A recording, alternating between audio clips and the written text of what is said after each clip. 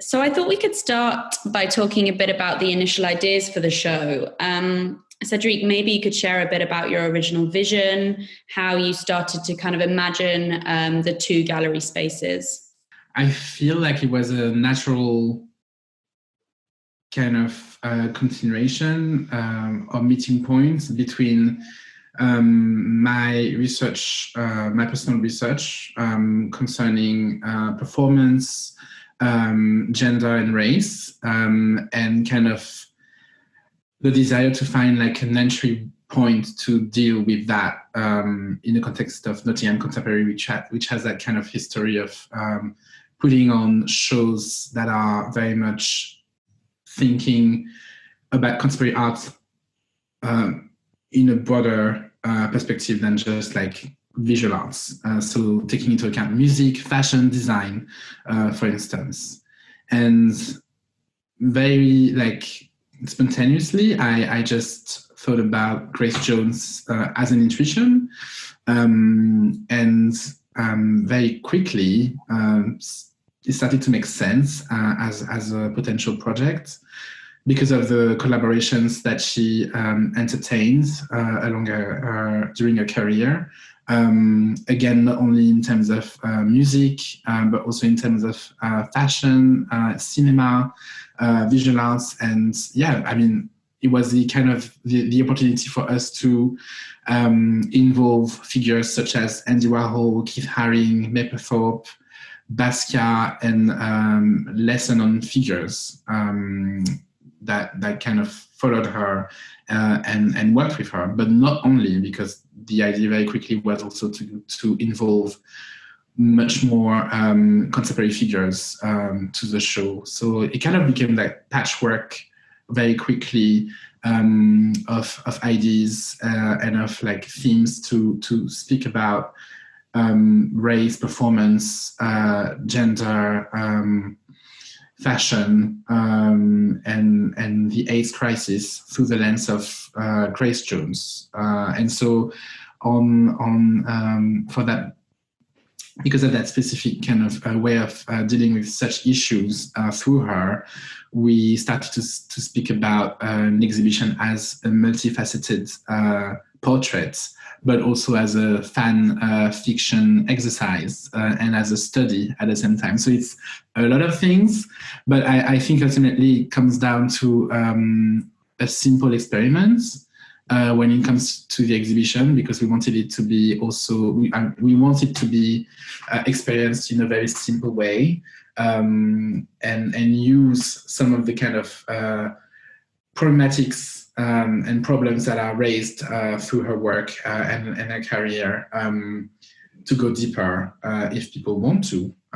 So I think, interestingly, we managed to kind of find different ways of reading and approaching the show.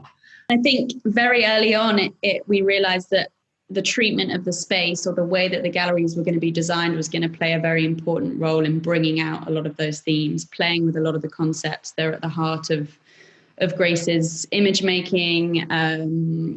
So from very early on, we invited Borja to collaborate with us and think differently about the space. But perhaps it's interesting to speak a bit about how the two of you met. Yes. Did you remember? It was during that panel talk, right? During Pride Month, I think. There was a queer panel talk, and then there was a voguing workshop, which a friend of mine from London gave. Yes, exactly. Yeah. And so, thinking about the show, we started to devise those two different spaces, one being called Right Light and the other one Night Side. And the idea was to play with this idea of the backstage and the stage, all of the two kind of like merge somehow, and it's not so we didn't want to like create two distinct spaces, but there was this idea behind our heads to deal with that in that way. And yeah, very quickly I was like, okay, who could we work with to put that together to kind of design the whole thing. And I was like, well, we have someone who dances, who is an architect, and who lives locally. And it just made sense to me. So maybe we can talk a bit about Gallery One as the kind of right light space, which, as you've already mentioned, is kind of treated as a kind of backstage studio space, but also a space where kind of rehearsals, experiments happen, which are often out of view of an audience. Not made visible, but in this show, it was really important to kind of reveal that, make this space kind of visible. And I guess that plays a lot into the design that you develop, Borja, in terms of the DIY treatment with, for example, the theatre flats, but also at the back of Gallery One with the kind of dressing table studio style space that you designed. Yeah, absolutely. I think the main materials that we used also influenced a lot for Gallery One. So which are carpet, timber, and also plastic in some bits for the corrugated polycarbonate sheets. So the whole Gallery One has been carpeted, and then the use of timber in the theatre flats with the MDF on top of them, they give that kind of warm, comfortable feeling that you will get in stage. And also with the theatre flats and their alignment, I think we just divided the big space of Gallery One into more intimate areas, so that you could have different spaces within that big area, which are, for example, the antechamber or that vanity dressing table that you mentioned before. Which, again, they follow the same language, but they give a very different atmosphere when you are inside of those. And what I mentioned about that plastic sheet, using the polycarbonate sheets on some of the flats, that actually allows the visitor to visually connect to the different spaces. So even if you are inside of one of these intimate spaces, you are still aware of the full scale of the exhibition and of the Gallery One. Yeah, which also works incredibly well with ideas of visibility, right? The flats create these kind of sight lines where certain images of grace that are perhaps playing with ideas of kind of hiding or masking, or in some cases are more confrontational, are overlapping, and you don't get the immediate image kind of met. You're not met with the immediate image. But one of the first questions that we were asking ourselves devising the exhibition, and I think that's also what the title of the first gallery, Right Light, is kind of hinting at, is like, okay, how do we deal with Grace Jones as a figure? Some people use the term icon. So like, how do we tackle her as a subject? We didn't want the show to be like a biography put into images, and the show hasn't been devised with her. And so that's why the kind of idea of the fan fiction is interested somehow. And I think one of the things I like to kind of get back to is that at some point I was even asking myself, do we need to have images of Grace Jones in this Grace Jones exhibition as a kind of provocation to think about what does it mean to use her images? And I think that's why the kind of choices that we made in terms of images focused on like images where she can be both like very like straightforwardly like confrontational, and others where she's actually like hiding and using masks and or lots of makeup, and that goes from like darkening your skin to like becoming white. And I think that's what Borja managed to kind of manifest through the design as well. To me, the kind of way we enter the show and the view is already kind of blocked